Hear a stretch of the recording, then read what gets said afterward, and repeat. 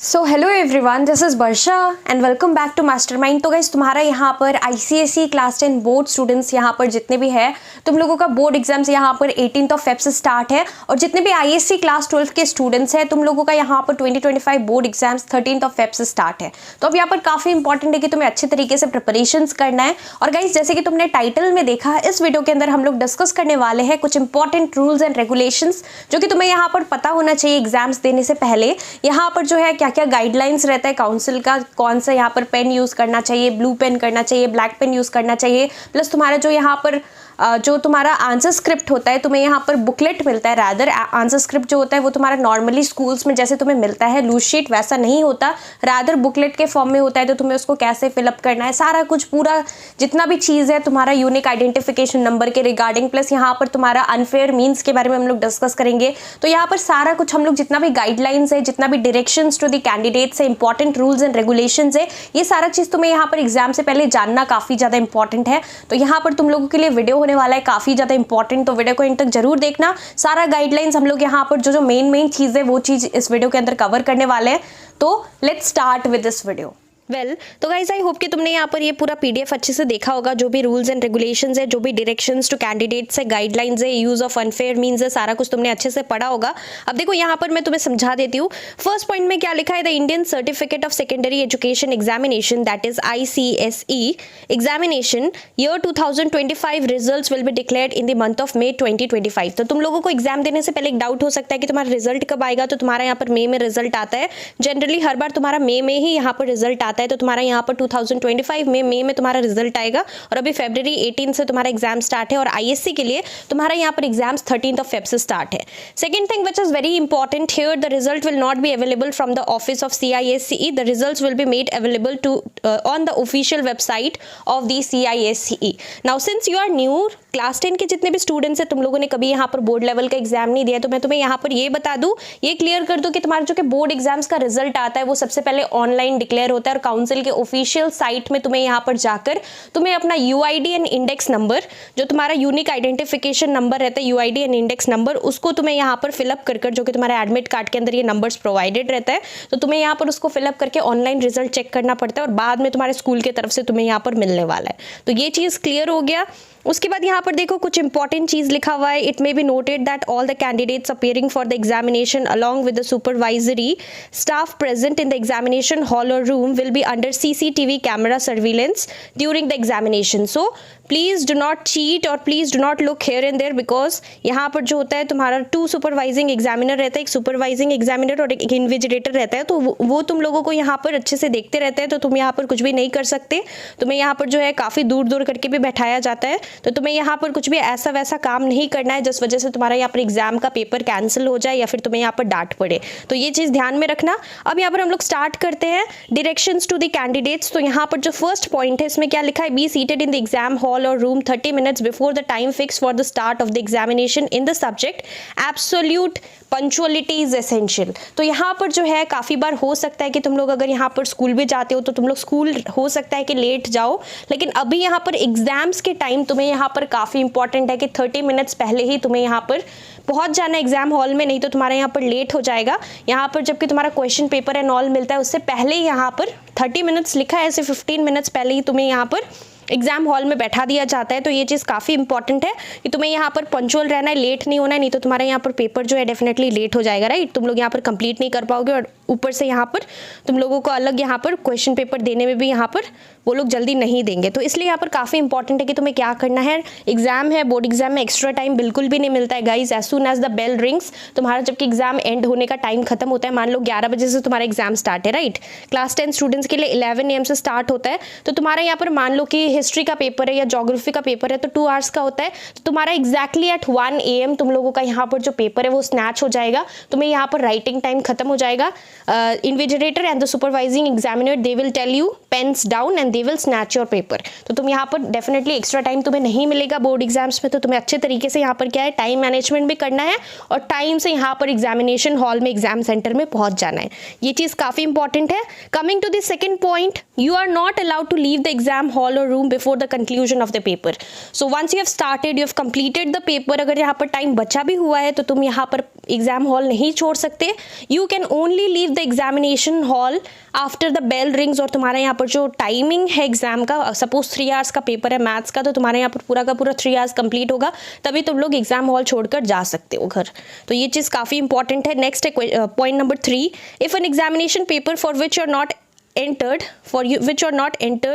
is handed to you, or if the questions indicate that a map or any other stationery should also have been given to you, then bring it to the attention of the supervising examiner immediately. तो मान लो कि यहाँ पर तुम्हारा कल में physics का paper है और तुम्हें गलती से यहाँ पर केमिस्ट्री का क्वेश्चन पेपर या फिर कोई और सब्जेक्ट का पकड़ा दिया गया है, तो काफ़ी इंपॉर्टेंट है कि तुम्हें यहाँ पर क्या करना है, इमीडिएटली उसको सुपरवाइजिंग एग्जामिनर को हैंड ओवर कर देना है. तो ये चीज़ डेफिनेटली तुम सभी को पता है, तुम लोग देख सकते हो, और ऐसा जनरली होता नहीं है, यहाँ पर जस्ट इंस्ट्रक्शंस मेंशन्ड है.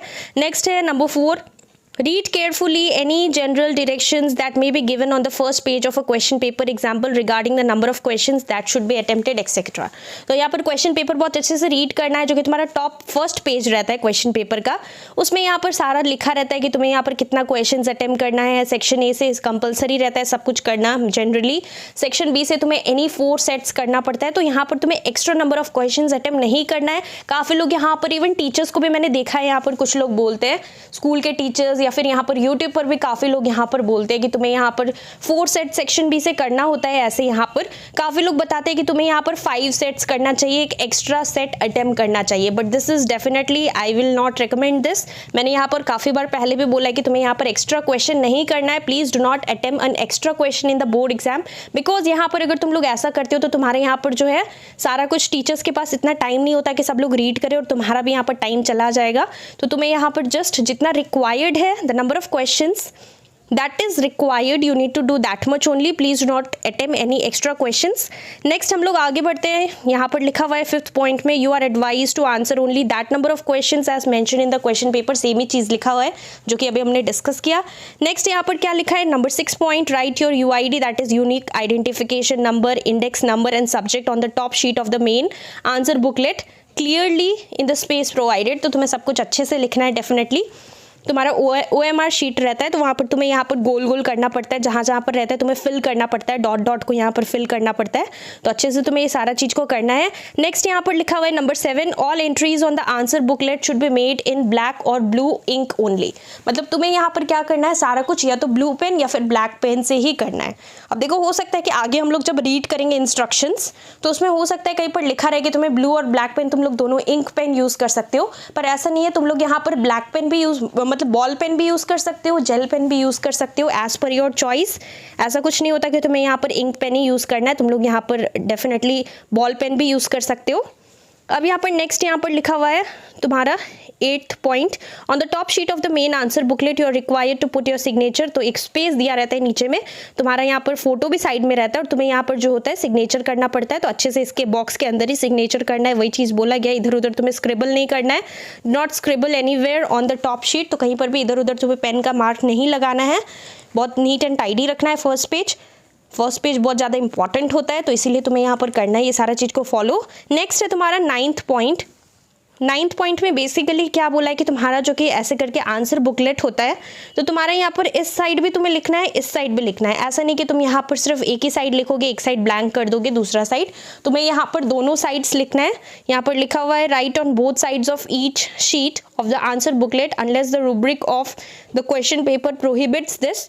While writing in the answer booklet, leave a margin at both the right hand and the left hand edges. तो यहाँ पर बेसिकली तुम्हारा जो कि इस तरीके से आंसर बुकलेट है, सपोज ये तुम्हारा, मैं तुम्हें ऐसे करके दिखाती हूँ, ये सपोज एक पर्टिकुलर पेज है, तुम लोग लिख रहे हो, तो दोनों साइड में यहाँ पर ऐसे मार्जिन ड्रॉ रहता है ऑलरेडी.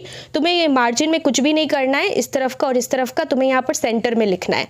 यहाँ पर तुम्हारा कुछ भी नहीं लिखा होना चाहिए और तुम्हें यहाँ पर भी कुछ नहीं लिखना है, क्योंकि वो सब टीचर्स के लिए होता है. टीचर्स लोग सपोज इस आंसर को टीचर चेक कर रहे हैं, तो साइड में टीचर्स लोग मार्क्स लिखते हैं यहाँ पर. तो तुम्हारा left hand margin as well as right hand margin को तुम्हें यहाँ पर लिखा रहता है, वहाँ पर तुम्हारा शीट में लिखा रहता है, तो तुम्हें यहाँ पर उसको नहीं टच करना है, तुम्हें यहाँ पर बीच में ही लिखना है, सेंटर में.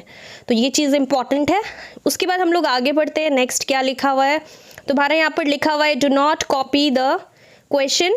सो डेफिनेटली तुम्हें क्वेश्चंस कॉपी नहीं करना है. Be careful to use the same system of numberings as that used in the question paper. तो क्वेश्चन पेपर में सपोज ए लिखा है, 1 का ए है, तो तुम लोगों को आंसर स्क्रिप्ट में 1 का रोमन 1 नहीं लिखना है। इफ़ यू डू दिस तो डेफिनेटली मार्क्स तुम्हारा डिडक्ट होगा। तो तुम्हें यहाँ पर क्या करना है, जो सिस्टम ऑफ नंबरिंग, जिस तरीके से क्वेश्चन पेपर में जो नंबर दिया हुआ है, सपोज रोमन आई है तो तुम्हें यहाँ पर मतलब रोमन 1 है तो तुम्हें यहाँ पर रोमन 1 ही देना है। सपोज ABCD कर क्वेश्चन है तो आंसर स्क्रिप्ट में तुम्हें ABCD कर ही लिखना है। तो ये चीज़ काफ़ी इंपॉर्टेंट है गाइज। ये कुछ छोटा छोटा मिस्टेक्स है जो कि अगर तुम लोग परफॉर्म करते हो तो अननेसेसरीली तुम्हारा यहाँ पर मार्क्स डिडक्ट हो सकता है। तो मेक श्योर करना कि सारा चीज तुम लोग फॉलो कर रहे हो, जो भी इंस्ट्रक्शंस हम लोग इस वीडियो के अंदर डिस्कस कर रहे हैं। नेक्स्ट हम लोग आगे बढ़ते हैं।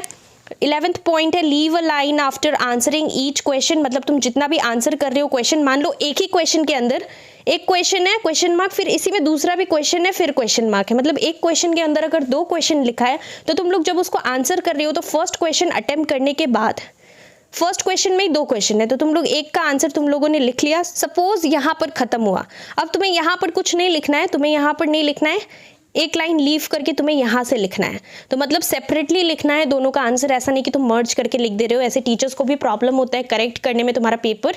Teacher will not be able to identify that you have answered both the question, so it is better to leave a line and then start writing the answer from the next line for the next question. So this thing is very important. Now moving ahead to the 12th point. 12th point में क्या लिखा है, remember neat handwriting and spelling will be considered. You may use a pen with black blue ink for writing your answers but pencils may be used only for diagrams. तो यहाँ पर तुम्हारा basically अच्छे handwriting में तुम्हें लिखना है, spelling mistakes नहीं करना है। Spelling mistake specially Hindi and all में थोड़ा स्पेलिंग मिस्टेक कम करना, नहीं तो बहुत ज़्यादा तुम्हारा मार्क्स ऐसे ही डिडक्ट हो जाएगा। अगर तुम बहुत ज़्यादा ही स्पेलिंग मिस्टेक कर रहे हो तो क्वाइट ऑब्वियस है कि तुम्हारा मार्क्स यहाँ पर डिडक्ट होगा। तुम्हें यहाँ पर blue and black pen use करना है। ब्लू एंड ब्लैक पेन में से कोई भी एक इंक यूज तुम लोग कर सकते हो। पेंसिल तुम लोग कब यूज करोगे, आंसर्स लिखने के लिए बिल्कुल भी पेंसिल यूज मत करना, पेन ही यूज करना है। पेंसिल्स तुम लोग कोई भी डायग्राम्स जो है, अगर डायग्राम्स ड्रॉ कर रहे हो तो उसके लिए तुम लोग यहाँ पर पेंसिल को यूज कर सकते हो। Bring a mathematical and drawing instrument and colour pencils for subjects for which they will be needed. Like geography में अगर तुम्हें यहाँ पर मैप पॉइंटिंग करना है, रिवर्स एंड ऑल मार्क करना है तो तुम लोग यहाँ पर जो है पेंसिल कलर्स ले जा सकते हो। और जितना भी तुम्हें कुछ भी ड्रॉइंग करना है तो वहाँ पर तुम कलर्स यूज कर सकते हो। तो अपना कलर्स एंड ऑल तुम्हें कैरी कर लेके जाना है। और use of any, this is very important point, use of any electronic devices, hand, desk और other types of calculating machines are not permitted. यहाँ पर जो क्लास 12 के स्टूडेंट्स हैं तुम्हारा कैलकुलेटर अलाउड रहता है, लेकिन यहाँ पर जितने भी क्लास 10 के स्टूडेंट्स हैं कैलकुलेटर्स और any other instrument like smart watches और any other instrument, electronic instruments are not allowed. So make sure that you are not carrying any of those. Next है यहाँ पर number 13 point.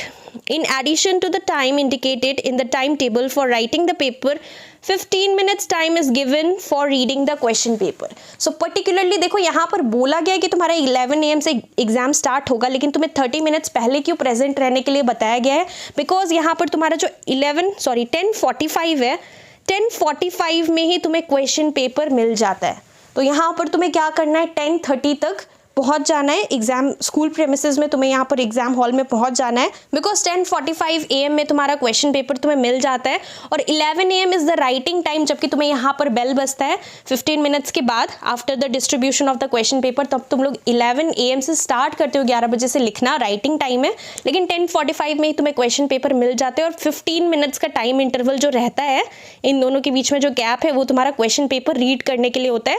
So reading time मिलता है 15 minutes का। तो ये चीज़ काफ़ी इंपॉर्टेंट है, तो तुम्हें यहाँ पर स्कूल टाइम से पहुँचना है, फर्स्ट डे लेट मत हो जाना। नेक्स्ट हम लोग आगे बढ़ते हैं, नेक्स्ट पॉइंट। अब देखो यहाँ पर क्या लिखा है, यहाँ पर लिखा है 14th में, read the questions very carefully, time should not be wasted in writing information that is not asked for as no marks will be awarded for it. So अगर कोई भी क्वेश्चन है जो कि अननेसेसरीली, जिसके लिए तुम लोग यहाँ पर मतलब कि कोई क्वेश्चन है, तुम लोग ने यहाँ पर 4 सेट्स करना था, अब तुमने 4 सेट्स करने के बाद 5th वाला सेट भी अगर तुम लोग लिख रहे हो तो उसके लिए तुम्हें मार्क्स नहीं मिलने वाला है, तुम्हारा टाइम ऐसे ही जा रहा है, राइट। तो तुम्हें यहाँ पर उतना ही क्वेश्चंस अटेम्प्ट करना है जितना तुम्हें यहाँ पर इंस्ट्रक्शंस में बोला गया है। तुम्हें यहाँ पर एक्स्ट्रा क्वेश्चन अटेम्प्ट नहीं करना है, because you will not be awarded any marks for that particular question. So remember this thing. Next is number 15, do not spend too much time on 1 or 2 questions so as to leave yourself no time to answer the others. तो ये मैं हर बार videos में बोलती हूँ कि जब भी यहाँ पर तुम लोग एग्जाम्स दे रहे हो तो एक ही क्वेश्चन में बहुत ज़्यादा टाइम वेस्ट मत करना, otherwise you will not be able to complete the rest of the questions. तुम rest of the questions answer नहीं कर पाओगे, तो टाइम बहुत अच्छे से मैनेज करना है। अब हम लोग आगे बढ़ते हैं। The continuation booklets will be issued on request only after you have completed writing all the pages of the answer booklet or continuation booklet already issued। तो तुम यहाँ पर continuation sheet जो होता है वो तुम्हारा बुकलेट में देखो काफ़ी सारा पेजेस रहता है, 8 to 9 पेजेस रहता है। तो अगर तुम्हारा ये 8 to 9 पेजेस अच्छे से यूटिलाइज हो गया, पूरा का पूरा पेज खत्म हो गया, तभी तुम्हें कंटिन्यूएशन शीट मिलता है। नहीं तो तुम अगर एक्स्ट्रा स्टार्टिंग में ही मांग लेते हो, मान लो मैथ्स का पेपर है तो ऐसा नहीं कि तुम्हें यहाँ पर तुमने 1-2 पेज यहाँ पर लिखा और उसके बाद तुम यहाँ पर कंटिन्यूएशन शीट मांग रहे हो, extra sheet. So you will not B provided until and unless you have not utilized all the papers that are given to you in the answer booklet of the first one that you have been provided। So this thing is very important। Next है तुम्हारा 17, attach all continuation booklets used or unused to the main answer booklet। तो तुम्हें यहाँ पर first जो कि मतलब जितना भी तुम्हारा चीज़ है, जो भी तुम्हारा ग्राफ पेपर हो या मैप वर्क हो, जो भी हो, सारा कुछ तुम्हें अच्छे से टाई करना है, अच्छे से नॉट टाई करना है और तुम्हें यहाँ पर सबमिट करना है। Do all the workings including rough work on the same sheet as the rest of the answer। तो यहाँ पर ये चीज़ काफ़ी इंपॉर्टेंट है। काफ़ी लोगों का ये डाउट होता है कि क्या हमें बोर्ड एग्जाम्स में मैथ्स के लिए एक्स्ट्रा यहाँ पर रफ शीट मिलता है, तो तुम्हें नहीं मिलता है। तुम्हें क्या बोला जाएगा अगर तुम लोग मांगोगे वहाँ पर, तो तुम्हें यहाँ पर सिंपली यही बोला जाएगा कि जो तुम्हारा आंसर बुकलेट है उसमें यहाँ पर एक लाइन तो ऑलरेडी यहाँ पर ऐसे करके रहता है। अब तुम्हें यहाँ पर ये जो स्पेस है इसमें तुम्हें यहाँ पर खुद से एक लाइन ड्रॉ करना, इधर रफ वर्क ऊपर हेडिंग में लिखना है और तुम्हें इधर ही रफ वर्क करना पड़ेगा। वो लोग तुम्हें यहाँ पर जो है अलग से कोई शीट नहीं देने वाले, तो ये चीज़ काफ़ी इंपॉर्टेंट है। तो तुम लोग इसको फॉलो करना। नहीं तो तुम लोग क्या कर सकते हो, मैं यहाँ पर एक नेक्स्ट वीडियो जबकि हम लोग मैथ्स के ऊपर डेडिकेटेड वीडियो डिस्कस करेंगे तो इसके लिए प्रॉपर मैं चीज़ तुम्हें बताऊंगी, प्रॉपर प्लान के तुम लोग कैसे रफ शीट यहाँ पर बिना लिए कैसे अच्छे से रफ वर्क कर सकते हो इसी शीट के अंदर। साइड में नहीं कर तुम लोग क्या कर सकते हो मैं बताऊंगी, तो नेक्स्ट वीडियो के अंदर हम लोग डिस्कस करेंगे।